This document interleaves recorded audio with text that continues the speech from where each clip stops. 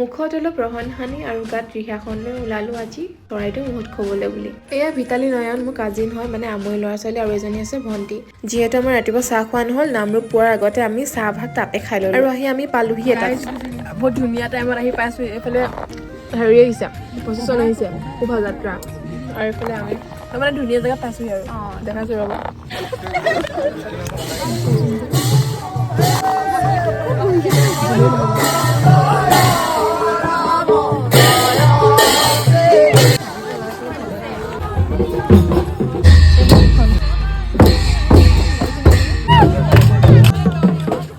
তাতে শোভাযাত্ৰাৰ মুখ্য অতিথি আছিলে শ্যামতিকা শৰ্মা আৰু ৰমেন তামুল। লগতে আছিলে আমি টিকলু মিকলু গণপতি পাপা, আৰু এফালে আমি দুইজনী ওলাই আহি বিভিন্ন ধৰণৰ দোকানবোৰ চাবলৈ বুলি। যিহেতু আমাৰ ওচৰত সময় কম, সেইবাবে বেছি দেৰি নকৰি মৈদাম চাবলৈ বুলি আহিলোঁ। তাৰ পৰা আকৌ ওলাই দিলোঁ আমাৰ মিনি পিকনিক খাবলৈ। আৰু মোৰ সম্পূৰ্ণ ব্লগটো লং ভিডিঅ'ত আহি আছে, সেইটো চাবলৈ আপোনালোকে নাপাহৰিব।